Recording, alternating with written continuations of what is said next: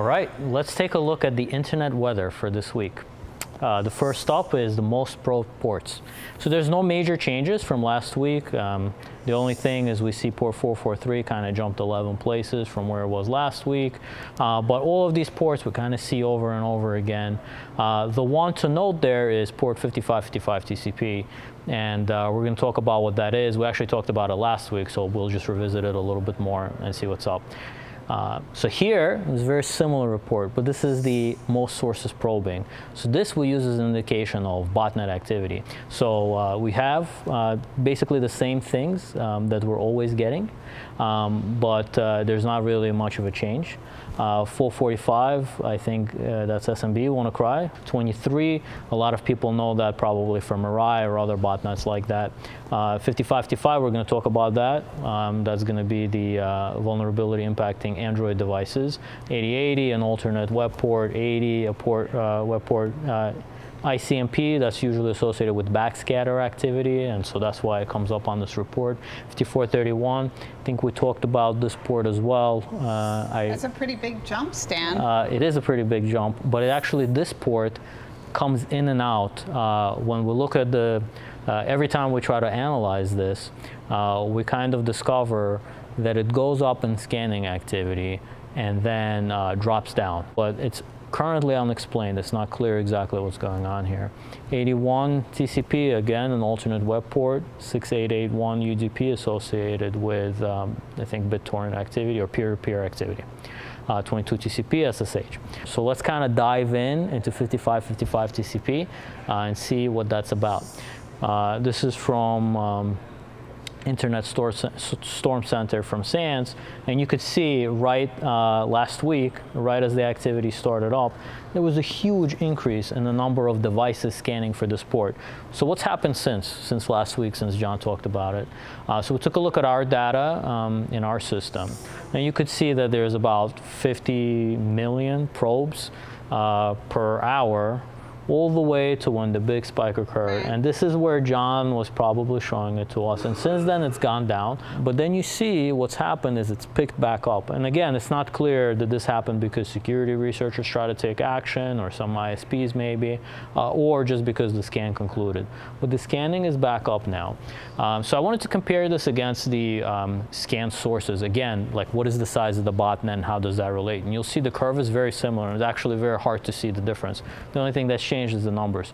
So you could see, again, the same thing. Right. Going back to February, about 5,000 devices per hour scanning, this really large spike, and the scanning activity goes down, but now it's petered out.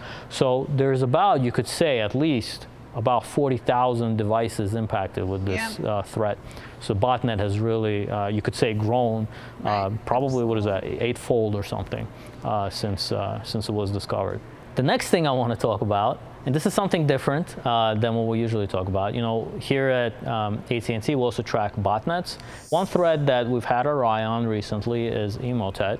That's a Trojan that usually gets delivered via spamming and attachments or links to attachments that you download, and it executes. You enable some sort of a content, and it executes a malicious payload.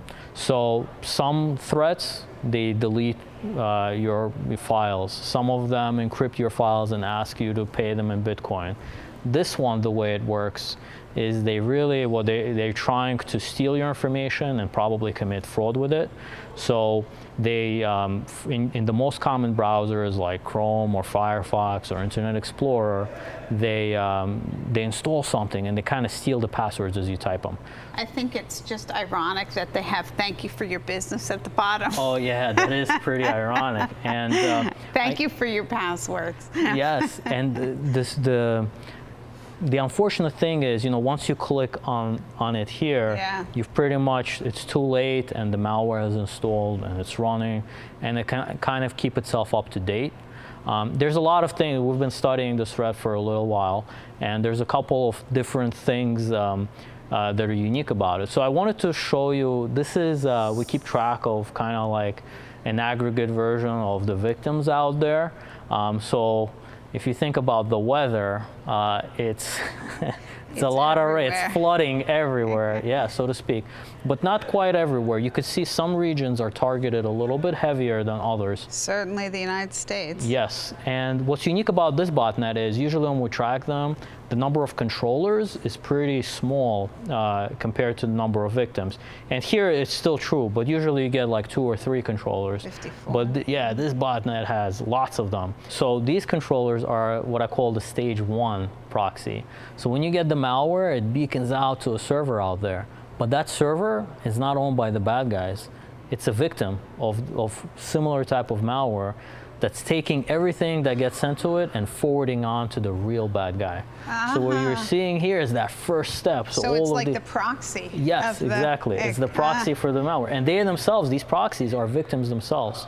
So there's lots of malware samples out there. This has been going around for a few years now, you know, with all these spam campaigns and just lots of variants of this. There's lots of websites kind of tracking this. But this is our view, and this is just for today. You could see the more yellow, the worse it is, really.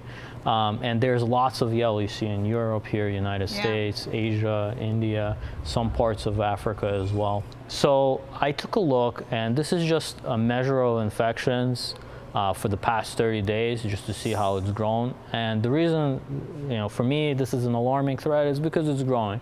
And it has been growing, and it kind of, you could see, it goes up and down. But for me, right now, what we're tracking, you know, you could see how large compared to where we've been. Yeah, just in the a amount couple of threats. Days. Wow, yes, that's a big jump. So this is a threat that is kind of something that's very serious, something for people to keep an eye out on. And if, you know, for example, a security researcher contacts you and tells you you have this threat, then perhaps you know, something to pay attention to. I thought the story that Stan did about that Trojan was really interesting. It really showed in the last week or so some significant increase. And what we all need to do is again, be careful. This was all spread by spam, not clicking on unknown attachments. Certainly, this was to enable content, so be careful on what you click on. That's always the standard thing.